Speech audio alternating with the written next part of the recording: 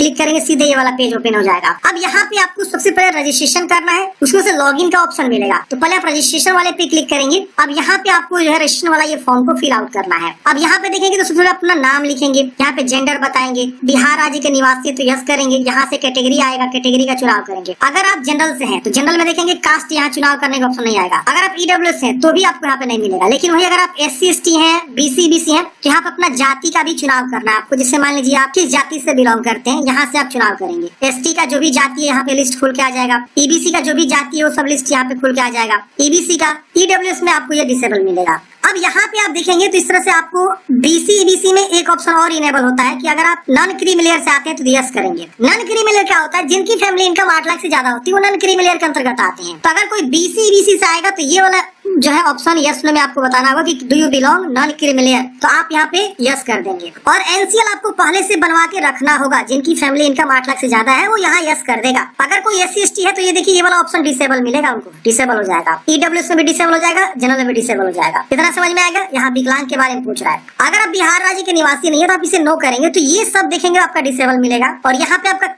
Category automatic general हो जाएगा। यहाँ पे आप कुछ भी चुनाव नहीं कर सकते हैं। अदर स्टेट का बंदा जब भी किसी अदर स्टेट में फॉर्म भरता है उनका कैटेगरी जनरल हो जाता है। तो ये सब डिसेबल मिलेगा। सीधे आपको यहाँ पे mobile number, confirm mobile number, email ID, confirm email ID, date of birth, captcha code भर के 7 कंटिन्यू करना है। लेकिन वही कोई बिहार का निवासी है तो ये सब ऑप्शंस को आपको यस नो में आपको बताना होगा। तो यहाँ पे आप देखेंगे तो मैं यहाँ से कैटेगरी को क्या करूंगा, कंफर्म करूंगा। यहाँ पे हम जो है कैटेगरी चुनाव करेंगे, जाति यहाँ चुनाव करेंगे, किस जाति से हम बिलोंग करते हैं। यहाँ पे बहुत सारा ऑप्शन आएगा, जो भी अपना जाति चुनाव करेंगे। यहाँ पे आप विकलांग है तो यस करेंगे वरना नो करेंगे। यहाँ पे आपको बताना है भूतपूर्व सैनिक है तो यस करेंगे वरना नो करेंगे।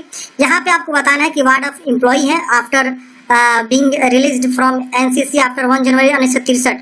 मतलब ये कि क्या आप 1 जनवरी 1963 के बाद NCC से विमुक्त होने के बाद बिहार सरकार के अधीन कार्य किया हुआ है। मतलब इस तरह के कैंडिडेट्स आप हैं तो यस करेंगे वरना इसे भी आप नो करेंगे। यहाँ पे आप जो है वर्क डे वर्किंग, मतलब आप कॉन्ट्रेक्चुअल एम्प्लॉय हैं बिहार गवर्नमेंट में, संविदा कर्मचारी जिसको बोलते हैं, आप काम कर रहे हैं, आप पहले से कर चुके हैं। दोनों ऑप्शन में आप यस कर सकते हैं, नहीं तो आप यहाँ नो करेंगे। यहाँ पे आपको बताना होगा कि आप लगातार 3 साल जो है बिहार सरकार में जो है काम किए हुए हैं।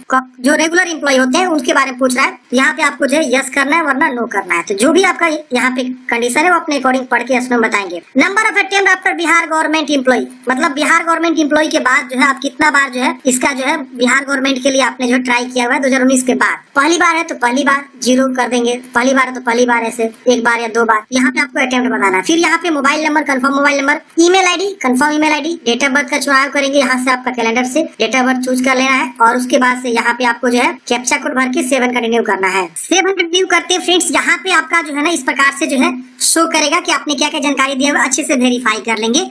वेरीफाई करने वास्ते नीचे आएंगे, यहाँ पे अगर सब चीज सही रहा तो कंटिन्यू एंड नेक्स्ट पे क्लिक करेंगे, कंफर्म एंड नेक्स्ट पे। अगर कुछ भी गलती है तो आप यहाँ एडिट करेंगे। अब दोस्तों मैं आपको एक चीज और बताना चाहूंगा, अगर आप इस भर्ती परीक्षा की तैयारी करना चाहते हैं बेहतरीन तरीके से तो समझते हैं, तो मैंने यहाँ पे आपको जो है कंफर्मेशन तक बता दिया था जानकारी। अब यहाँ पे आप अच्छे से वेरीफाई कर लीजिएगा। अगर आपको यहाँ लग रहा है गलती है कुछ भरने में तो एडिट करेंगे, नहीं तो कंफर्म एंड नेक्स्ट पे क्लिक करेंगे, ओके करेंगे। ओके करते ही आपका यहाँ रजिस्ट्रेशन नंबर मिल जाता है, पासवर्ड मिल जाता है, इसे आप नोट कर लेंगे। और यहाँ पे आप जो है लॉगिन का बटन इस पे क्लिक करके लॉगिन करेंगे। लॉगिन पे क्लिक करते हैं, यहाँ रजिस्ट्रेशन नंबर लिखना है, पासवर्ड लिखना है, ये कैप्चा कोड भरना है और लॉगिन पे क्लिक करना है। लॉगिन करते हैं फ्रेंड्स आपका डैशबोर्ड ओपन हो जाता है। ये 7 स्टेप्स आपको जो है अब कंप्लीट करने हैं। पहला स्टेप पर्सनल डिटेल्स, दूसरे स्टेप में पेमेंट, एजुकेशनल क्वालिफिकेशन, चौथे स्टेप में फोटो सिग्नेचर, लाइव फोटो भी अपलोड करना है, सर्टिफिकेशन अपलोड करना है और लास्ट में आपको प्रिंट आउट मिल जाएगा। तो 7 स्टेप को कंप्लीट करके बताएंगे, बस आप वीडियो तो लास्ट तक देखिए। अब यहाँ पे आपको क्या करना है, अपना फादर्स नेम या मदर्स नेम, यहाँ डोमिसाइल सर्टिफिकेट यहाँ पे आपको बताना है कि आपने कब डोमिसाइल बनवाया हुआ है। अगर आप बिहार के निवासी हैं तो अपना डोमिसाइल सर्टिफिकेट देना होगा। तो आप जो है फॉर्म भरने से पहले का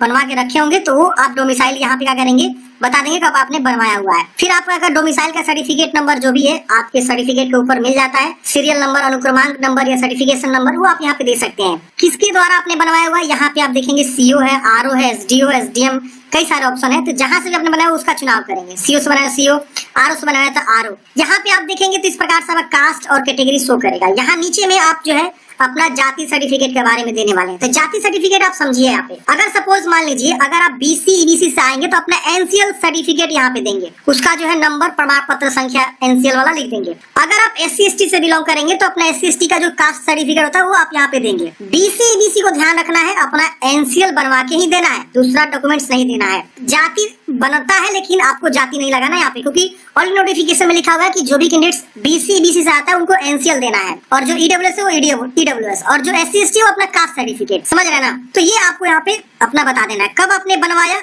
इसको आपको चुनाव करना है, और यहाँ पे किसके द्वारा बनवाया वो चुनाव करना है, इस तरह से। तो ये जो है आपको इस तरह से क्या करना है बता देना है। आ गई बात समझ में। अब यहाँ पे आपको नीचे आएंगे तो यहाँ मोबाइल ईमेल शो होता है। ये वार्ड ऑफ फ्रीडम फाइटर है तो यस करेंगे, वरना इसे आप नो करेंगे। अगर आप यस करेंगे तो उसके अकॉर्डिंग यहाँ जानकारी भरना होगा, यहाँ पे नहीं तो नो करेंगे तो डिसेबल हो जाएगा। नेशनलिटी बताना है, आपके पास आधार कार्ड है, यस करेंगे, आधार संख्या लिख देंगे। आईडी प्रूफ में आप क्या देना चाहते हैं, आधार कार्ड ही देना चाहते हैं तो आधार कार्ड चूज करके आधार संख्या यहाँ पे लिख देंगे 12 डिजिट का। अगर आप वोटर आई कार्ड देना चाहते हैं वोटर आई कार्ड की संख्या लिखेंगे, पैन कार्ड देना चाहते हैं पैन कार्ड की संख्या लिखेंगे। कोई एक आईडी प्रूफ चूज करके उसका संख्या लिख देना है।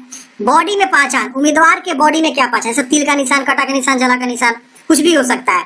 यहाँ पे आपको बताना है कि आपको किसी स्टेट यूपीएससी बोर्ड एग्जाम से जो है डिबार्डेड मतलब निष्कासित किया गया है, प्रतिबंधित किया गया, तो यस करेंगे, वो इतना नो करेंगे। यहाँ पे अपना जो है कोरेस्पोंडेंस एड्रेस यानी पत्राचार का पता आपको लिखना है, प्रॉपर अच्छे से लिखेंगे। और यहाँ पे विलेज, यहाँ पुलिस स्टेशन, पोस्ट ऑफिस, यहाँ स्टेट चूज करेंगे, यहाँ पे जिला आएगा, जिला चूज करेंगे, यहाँ पे पिन कोड लिखना होगा। अगर दोनों सेम है तो इसको टिक करेंगे, इधर वाला सेम सेम इधर कॉपी हो जाएगा, अलग है अलग अलग आप लिख सकते हैं बिना टिक किए। उसके बाद से सबमिट करेंगे। सबमिट करते हैं फ्रेंड्स, यहाँ पे आपका कंफर्मेशन पेज अगेन आएगा। आप एक बार अच्छे से वेरीफाई कर लिए, गलती है तो एडिट करिए, नहीं तो यहाँ पे प्रोसेस ऑफ पेमेंट पे क्लिक करेंगे। अब यहाँ पे आपको जो पेमेंट जमा करने का ऑप्शन आ जाएगा, ये देखिए इस तरह से आ रहा है। यहाँ से आप क्या करेंगे, दो ऑप्शन मिलेगा, एसबीआई, आईसीआईसी, कोई भी ऑप्शन चुनाव करेंगे और यहाँ पे आपको जो है प्रोसेस ऑनलाइन पेमेंट का ऑप्शन, इस पे क्लिक करेंगे, ओके करेंगे। अब यहाँ पे आपको देखेंगे पेमेंट का ऑप्शन देखने को मिल जाएगा। आपका एप्लीकेशन फी भी यहाँ पे शो करेगा, जो भी आपका आवेदन शुल्क लग रहा है यहाँ पे आपको शो करेगा। आप यहाँ पे जो है QR code, UPI, net banking, जिस भी माध्यम से पेमेंट जमा करना चाहते हैं उसका चुनाव करेंगे और यहाँ पे आपको पे नाउ पे क्लिक करना है। पेमेंट करते हैं, यहाँ पे आपका पेमेंट सक्सेसफुली हो जाता है प्रोसेस। मैंने क्यूआर कोड चूज करके पेमेंट जमा कर लिया। अब यहाँ पे पेमेंट स्लिप डाउनलोड करने का ऑप्शन मिलता है, आप डाउनलोड करके रख लीजिएगा। यहाँ पे सेव एंड नेक्स्ट कर देना है। अब अगले स्टेप में आपको यहाँ पे एजुकेशनल क्वालिफिकेशन भरना है।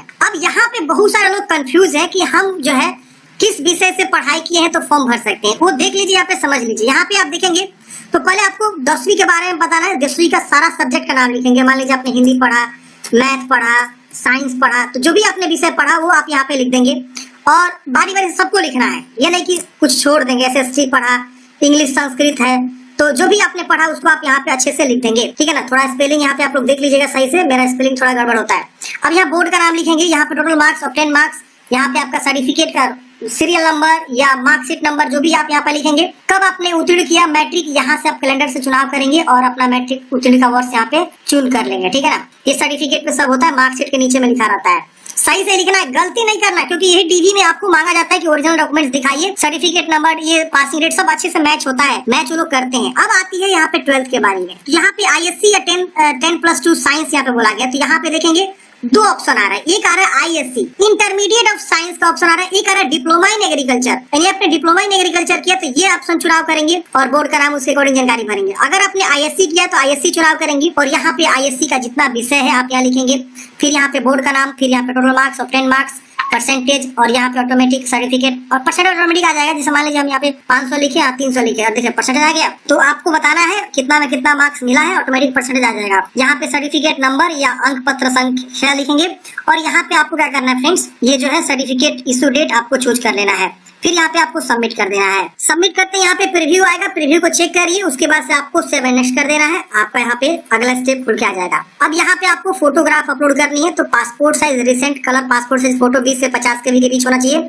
और 200 बाई 230 पिक्सल का। यहाँ पे आपको इंग्लिश सिग्नेचर, यहाँ पे आपको हिंदी सिग्नेचर अपलोड करना है। तो ये बेसिक सा जानकारी है, आप आसानी से कर लीजिएगा, मुझे नहीं लगता यहाँ पे आपको दिक्कत होगी।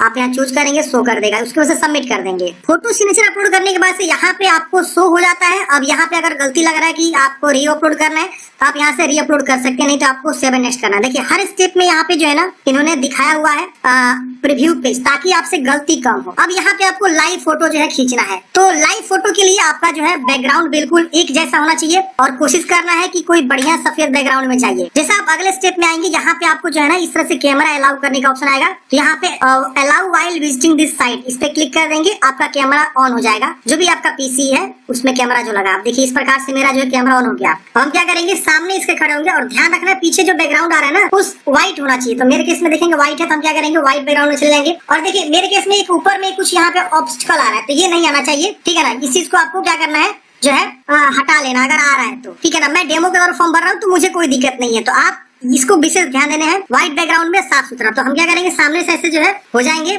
और उसके बाद से टेक फोटो पे क्लिक करेंगे। देखिए टेक फोटो पे क्लिक करते ही इस तरह से फोटो आ जाएगा। अब हम क्या करेंगे, सबमिट करेंगे, ओके करेंगे, हमारा फोटो जो है सबमिट हो गया।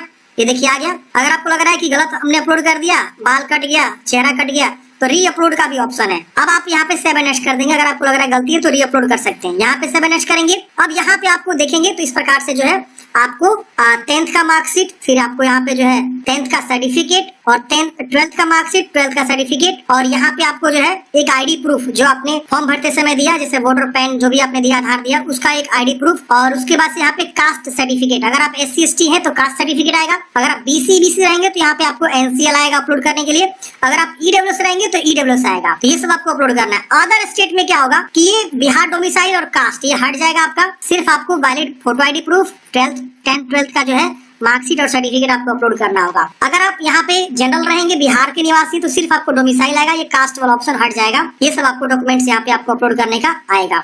तो हम क्या करेंगे, बारी बारी से चूज करेंगे और सबमिट करेंगे। और ये 1 MB से कम होना चाहिए, 50 से 1 MB के बीच होना चाहिए। आपको ये सब जो है PDF में अपलोड करना है, सारा का सारा। आप JPG से PDF कन्वर्ट कर सकते हैं। इसका एक हमने कई बार बताया हुआ है। आप गूगल में सर्च करेंगे JPG टू PDF, आपको मिल जाएगा साइट, वहां से आप कन्वर्ट कर सकते हैं। तो चलिए हम इसे चूज करके सबमिट करेंगे। डॉक्यूमेंट्स अपलोड करने के बाद से फ्रेंड्स यहाँ पे आप देखेंगे तो आपका सारा डॉक्यूमेंट्स अपलोड हो जाता है। यहाँ पे आपको जो है री अपलोड करना है तो आप री अपलोड कर सकते हैं, वरना आप इसे व्यू पे क्लिक करके देख सकते हैं। फिर आपको डिक्लेयर करना है, फाइनल सबमिट का ऑप्शन मिलेगा, ओके करेंगे, आपका फॉर्म फाइनल सबमिट हो जाएगा। और यहाँ पे आपको रजिस्ट्रेशन आईडी पासवर्ड मिलेगा, इसे नोट करके अपने पास सुरक्षित रख लेंगे। और यहाँ पे प्रिंट एप्लीकेशन स्लिप का ऑप्शन मिलेगा, इस पे क्लिक करेंगे, आपको इस प्रकार से प्रिंट देखने को मिल जाएगा। प्रिंट आउट निकाल के अपने पास हार्ड कॉपी सुरक्षित जो है रख लीजिएगा। तो इस तरह से हमने बात किया कि क्षेत्र सहायक में जो वैकेंसी निकाली गई है ना, उसके लिए आपको कैसे फॉर्म